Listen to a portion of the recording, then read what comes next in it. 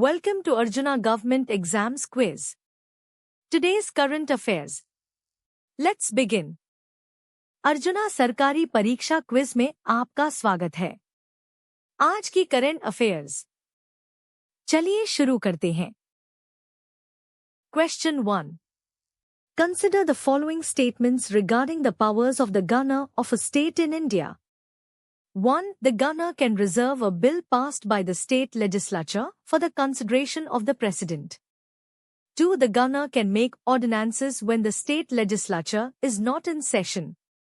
3. The governor has the power to pardon, commute, and remit sentences, including death sentences. Which of the statements given above are correct? Bharat में किसी राज्य के राज्यपाल की शक्तियों के संबंध में निम्नलिखित कथनों पर विचार करें। 1. राज्यपाल राज्य विधानमंडल द्वारा पारित विधेयक को राष्ट्रपति के विचार के लिए आरक्षित कर सकता है। 2. राज्यपाल अध्यादेश जारी कर सकता है जब राज्य विधानमंडल सत्र में न हो। 3. राज्यपाल के पास मृत्युदंड सहित सजाओं को क्षमा करने, कम करने और निलंबित करने की शक्ति है। उपरोक्त कथनों में से कौन सा से सही है?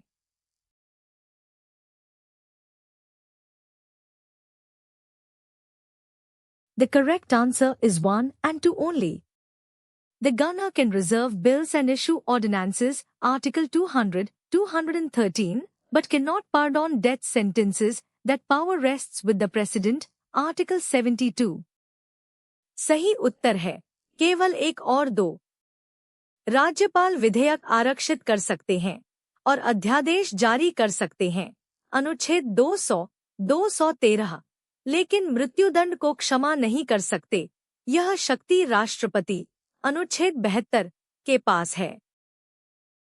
Question 2. Which of the following statements about the Legislative Council of a state are correct? 1. The total number of members in the Legislative Council of a state shall not exceed 1/3 of the total number of members in the Legislative Assembly of that state. 2. The minimum strength of a Legislative Council is 60 members. 3. Members of the Legislative Council are directly elected by the people. किसी राज्य की विधान परिषद के संबंध में निम्नलिखित कथनों में से कौन सा से सही है? 1. किसी राज्य की विधान परिषद में सदस्यों की कुल संख्या उस राज्य की विधान सभा के सदस्यों की कुल संख्या के 1/3 से अधिक नहीं होगी। 2. किसी विधान परिषद की न्यूनतम संख्या 60 सदस्य होती है। 3. विधान परिषद के सदस्य सीधे लोगों द्वारा चुने जाते हैं।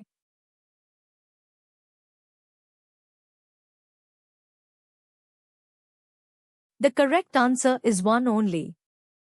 The maximum strength of a legislative council is 1/3 of the assembly, but the minimum is 40 members, not 60. Members are indirectly elected or nominated. सही उत्तर है केवल 1। विधान परिषद की अधिकतम संख्या विधानसभा की 1/3 होती है, लेकिन न्यूनतम 40 सदस्य होती है, न कि 60। सदस्य अप्रत्यक्ष रूप से चुने या मनोनीत किए जाते हैं। Question 3. Which of the following powers is not exercised by the Chief Minister of a state? निम्नलिखित में से कौन सी शक्ति किसी राज्य के मुख्यमंत्री द्वारा प्रयोग नहीं की जाती है?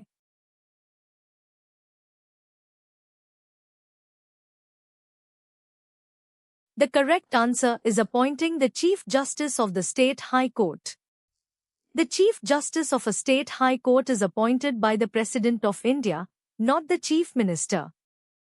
सही उत्तर है राज्य उच्च न्यायालय के मुख्य न्यायाधीश की नियुक्ति करना। राज्य उच्च न्यायालय के मुख्य न्यायाधीश की नियुक्ति भारत के राष्ट्रपति द्वारा की जाती है, न कि मुख्यमंत्री द्वारा। Question 4. Recently, which state UT government announced its plan to go paperless, making all official documents available on tablets? हाल ही में किस राज्य केंद्र शासित प्रदेश सरकार ने अपनी सभी आधिकारिक दस्तावेजों को टैबलेट पर उपलब्ध कराकर कागज रहित होने की योजना की घोषणा की?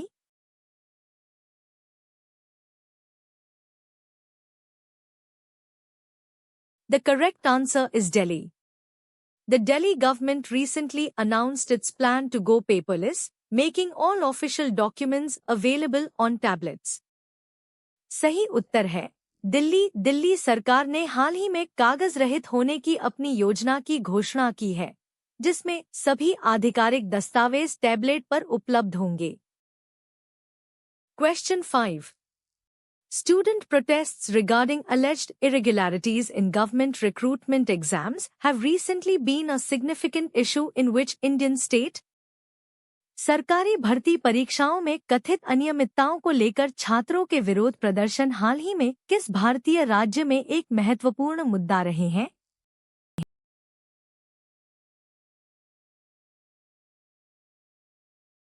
The correct answer is Jharkhand. Jharkhand has recently seen widespread student protests concerning alleged irregularities in government recruitment examinations. सही उत्तर है झारखंड। झारखंड में हाल ही में सरकारी भर्ती परीक्षाओं में कथित अनियमितताओं को लेकर व्यापक छात्र विरोध प्रदर्शन देखे गए हैं। Question 6. Which of the following sites of the Harappan civilization is not located in India? Harappa सभ्यता का निम्नलिखित में से कौन सा स्थल भारत में स्थित नहीं है?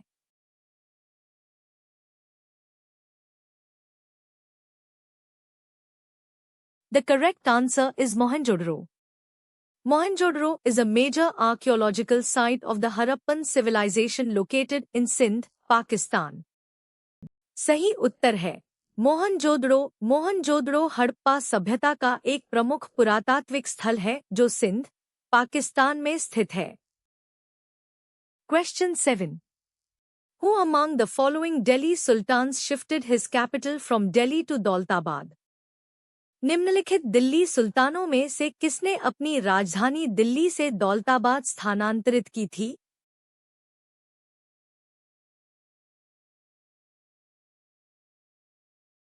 The correct answer is Muhammad bin Tughlaq. Muhammad bin Tughlaq, known for his eccentric experiments, shifted his capital from Delhi to Daulatabad, Devgiri, in 1327. सही उत्तर है मोहम्मद बिन तुगलक। मोहम्मद बिन तुगलक, जो अपने सनकी प्रयोगों के लिए जाने जाते थे, ने 1327 में अपनी राजधानी दिल्ली से दौलताबाद, देवगिरी, स्थानांतरित की थी। Question 8. Which of the following rivers flows through a rift valley in India? निम्नलिखित में से कौन सी नदी भारत में एक भ्रंश घाटी से होकर बहती है?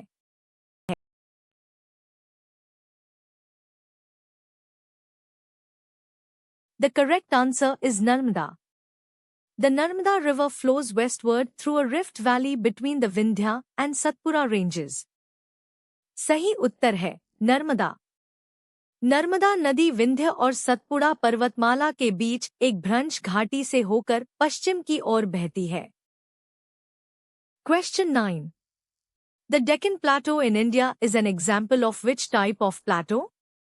भारत में दक्कन का पठार किस प्रकार के पठार का एक उदाहरण है?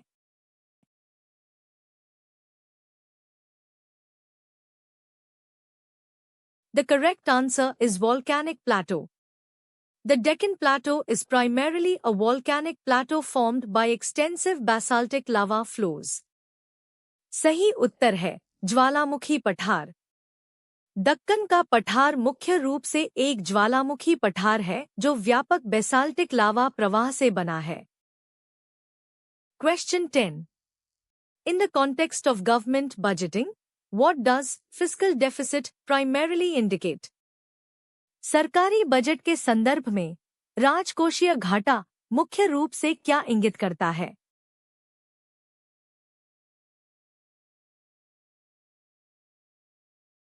The correct answer is the excess of government's total expenditure over its total receipts excluding borrowings. Fiscal deficit is the excess of the government's total expenditure over its total receipts excluding borrowings. It represents the total borrowing requirements of the government.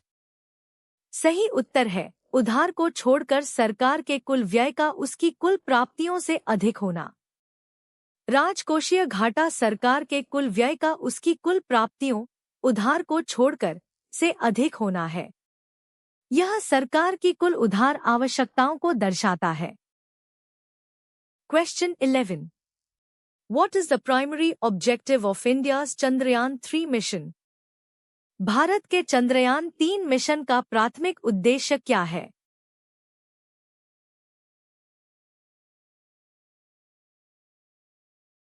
The correct answer is to deploy a rover on the lunar south pole for in situ chemical analysis.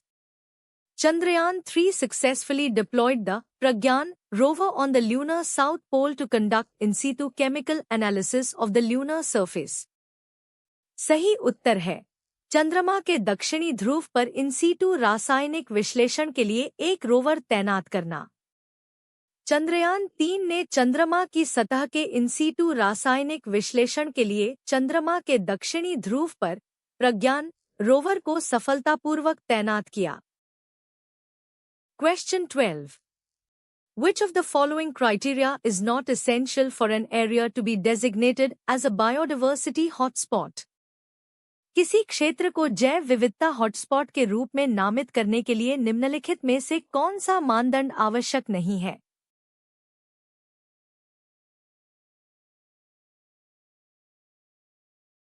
The correct answer is it must be located in a tropical region.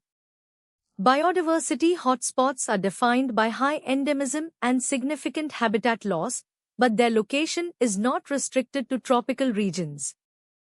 सही उत्तर है यह एक उष्णकटिबंधीय क्षेत्र में स्थित होना चाहिए। जैव विविधता हॉटस्पॉट को उच्च स्थानिकवाद और महत्वपूर्ण आवास हानि द्वारा परिभाषित किया जाता है, लेकिन उनका स्थान उष्णकटिबंधीय क्षेत्रों तक सीमित नहीं है। Question 13.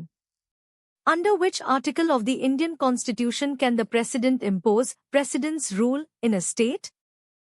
भारतीय संविधान के किस अनुच्छेद के तहत राष्ट्रपति किसी राज्य में राष्ट्रपति शासन लगा सकते हैं?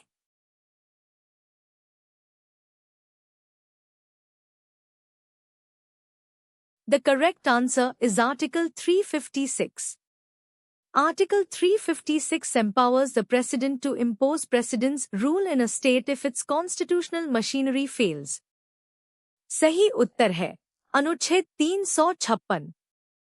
अनुच्छेद 356 राष्ट्रपति को किसी राज्य में राष्ट्रपति शासन लगाने का अधिकार देता है यदि उसका संवैधानिक तंत्र विफल हो जाता है। Question 14. With respect to a money bill in the state legislature, which of the following statements is correct? राज्य विधानमंडल में धन विधेयक के संबंध में निम्नलिखित में से कौन सा कथन सही है?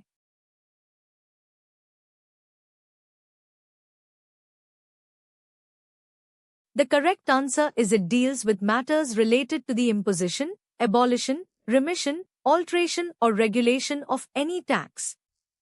A money bill in the state legislature can only be introduced in the Legislative Assembly with the governor's prior recommendation, and the Legislative Council can only delay it, not reject it. Option D correctly defines the scope of a money bill. सही उत्तर है यह किसी भी कर के अधिरोपण, उत्सादन, परिहार, परिवर्तन या विनियमन से संबंधित मामलों से संबंधित है। राज्य विधानमंडल में एक धन विधेयक केवल विधानसभा में राज्यपाल की पूर्व सिफारिश से पेश किया जा सकता है और विधान परिषद इसे केवल विलंबित कर सकती है, अस्वीकार नहीं। विकल्प डी धन विधेयक के दायरे को सही ढंग से परिभाषित करता है। Question 15. The State Election Commissioner is appointed by whom? राज्य निर्वाचन आयुक्त की नियुक्ति किसके द्वारा की जाती है?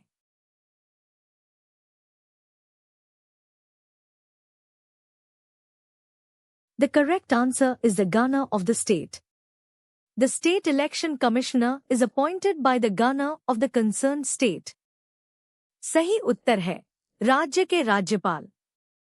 राज्य निर्वाचन आयुक्त की नियुक्ति संबंधित राज्य के राज्यपाल द्वारा की जाती है।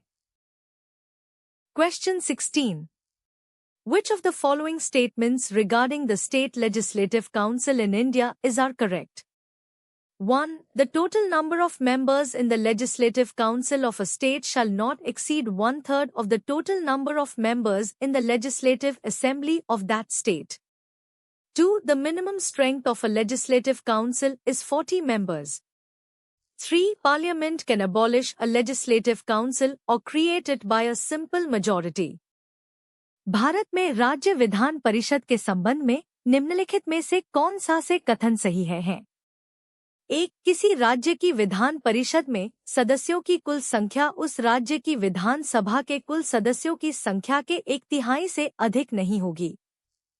2. विधान परिषद की न्यूनतम संख्या 40 सदस्य होती है। 3. संसद एक साधारण बहुमत से विधान परिषद को समाप्त कर सकती है या बना सकती है।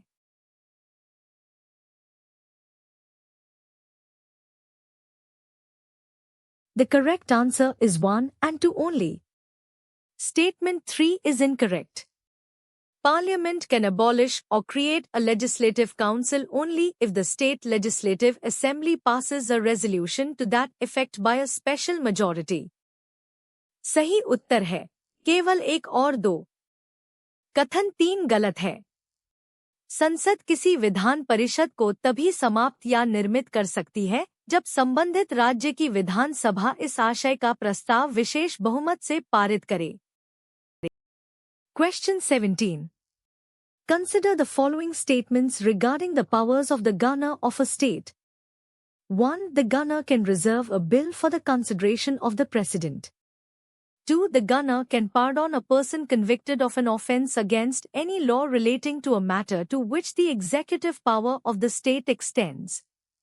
3. The governor has the power to appoint and remove the chief minister and other ministers. किसी राज्य के राज्यपाल की शक्तियों के संबंध में निम्नलिखित कथनों पर विचार करें। 1. राज्यपाल राष्ट्रपति के विचार के लिए किसी विधेयक को आरक्षित कर सकता है। 2. राज्यपाल किसी ऐसे कानून के विरुद्ध अपराध के लिए दोषी ठहराए गए व्यक्ति को क्षमा कर सकता है जो राज्य की कार्यकारी शक्ति के विस्तार से संबंधित है। 3. राज्यपाल के पास मुख्यमंत्री और अन्य मंत्रियों को नियुक्त करने और हटाने की शक्ति होती है।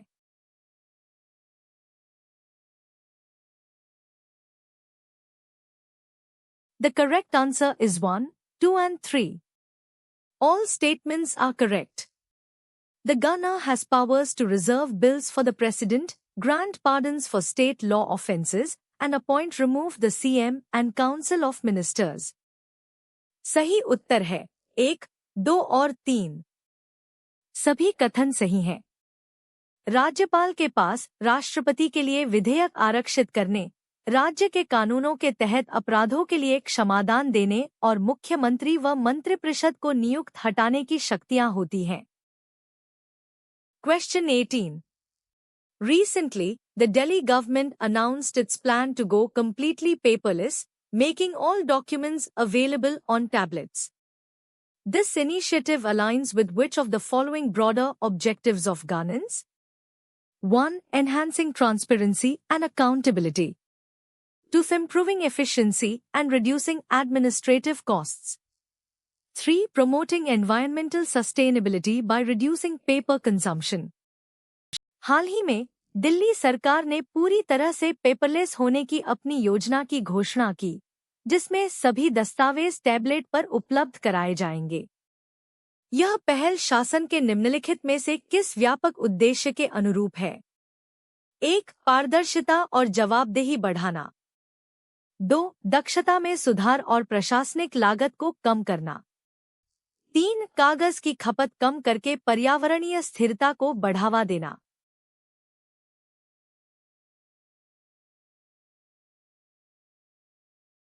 The correct answer is 1, 2 and 3.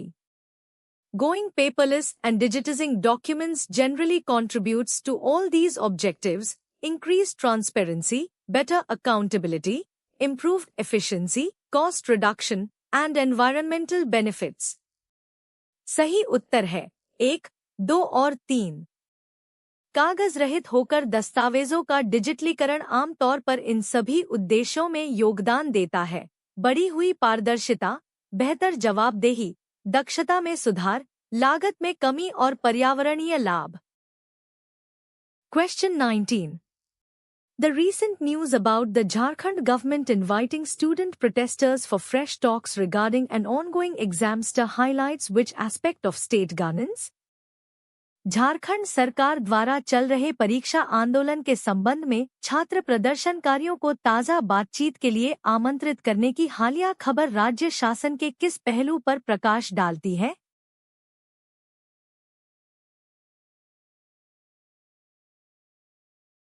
The correct answer is the importance of public consultation and dialogue in policy making by the state executive. The government holding talks with protesters shows the executive's role in engaging with citizens and addressing grievances through dialogue, which is a crucial part of democratic policy making. सही उत्तर है राज्य कार्यकारिणी द्वारा नीति निर्माण में सार्वजनिक परामर्श और संवाद का महत्व। प्रदर्शनकारियों के साथ सरकार की बातचीत नागरिकों के साथ जुड़ने और संवाद के माध्यम से शिकायतों का समाधान करने में कार्यपालिका की भूमिका को दर्शाती है, जो लोकतांत्रिक नीति निर्माण का एक महत्वपूर्ण हिस्सा है। Question 20. Which session of the Indian National Congress adopted the resolution on Purna Swaraj, complete independence? भारतीय राष्ट्रीय कांग्रेस के किस अधिवेशन में पूर्ण स्वराज, पूर्ण स्वतंत्रता का प्रस्ताव अपनाया गया था?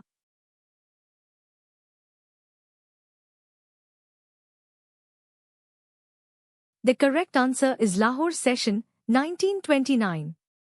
The Lahore Session of 1929, presided over by Jawaharlal Nehru, passed the resolution for Purna Swaraj. सही उत्तर है लाहौर अधिवेशन 1929।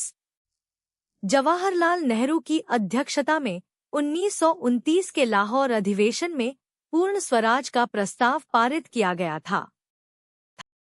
Question 21. With reference to the Indian river systems, consider the following pairs. 1. Yamuna, Chambal. 2. Ganga, Son. 3. Brahmaputra, Teesta. Which of the pairs given above are correctly matched? भारतीय नदी प्रणालियों के संदर्भ में निम्नलिखित युग्मों पर विचार करें। 1. यमुना, चंबल। 2. गंगा, सोन। 3. ब्रह्मपुत्र, तीस्ता। उपर्युक्त युग्मों में से कौन सा से सही सुमेलित है?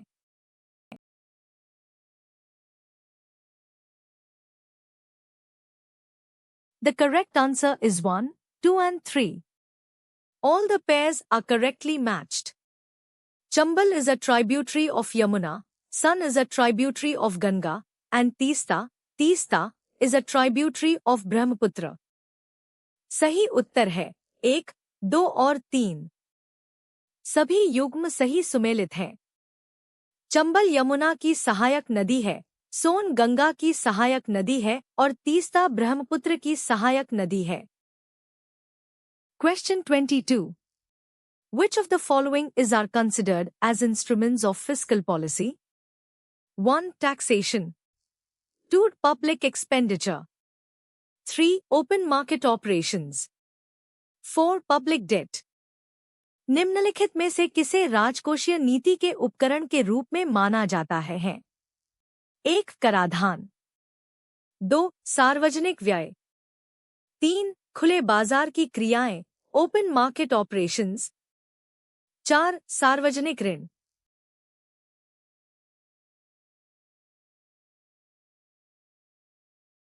The correct answer is 1, 2 and 4 only. Taxation, public expenditure, and public debt are key instruments of fiscal policy. Open market operations are an instrument of monetary policy. सही उत्तर है केवल 1, 2 और 4। कराधान, सार्वजनिक व्यय और सार्वजनिक ऋण राजकोषीय नीति के प्रमुख उपकरण हैं। खुले बाजार की क्रियाएं मौद्रिक नीति का एक उपकरण है। Question 23. The Silent Valley National Park is located in which Indian state? Silent valley national park Bharat के किस राज्य में स्थित है?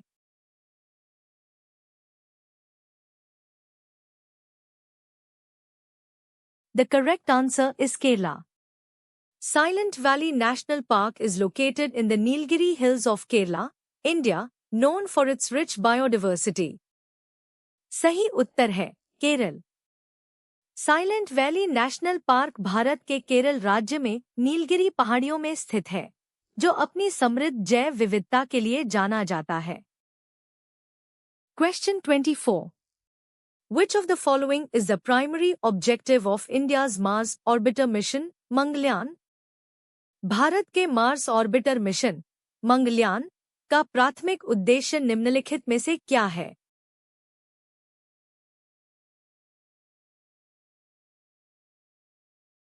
The correct answer is to develop and demonstrate technologies for interplanetary missions. The primary objective of Mangalyaan was to develop and demonstrate the necessary technologies for designing, planning, managing, and operating an interplanetary mission. सही उत्तर है अंतर्ग्रहीय मिशनों के लिए प्रौद्योगिकियों का विकास और प्रदर्शन करना। मंगलयान का प्राथमिक उद्देश्य अंतर्ग्रहीय मिशनों के डिजाइन, योजना, प्रबंधन और संचालन के लिए आवश्यक प्रौद्योगिकियों का विकास और प्रदर्शन करना था। Question 25. Regarding a money bill introduced in the state legislature, which of the following statements is correct? राज्य विधानमंडल में प्रस्तुत धन विधेयक के संबंध में निम्नलिखित में से कौन सा कथन सही है?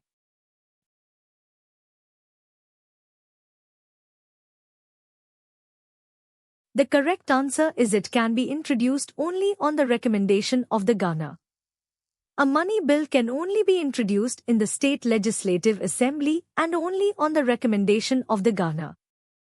सही उत्तर है इसे केवल राज्यपाल की सिफारिश पर ही प्रस्तुत किया जा सकता है। धन विधेयक केवल राज्य विधानसभा में और केवल राज्यपाल की सिफारिश पर ही प्रस्तुत किया जा सकता है। Thanks for watching. Subscribe to Arjuna Government Exams Quiz for a new quiz every day. देखने के लिए धन्यवाद। हर दिन नई क्विज के लिए अर्जुना सरकारी परीक्षा क्विज को सब्सक्राइब करें।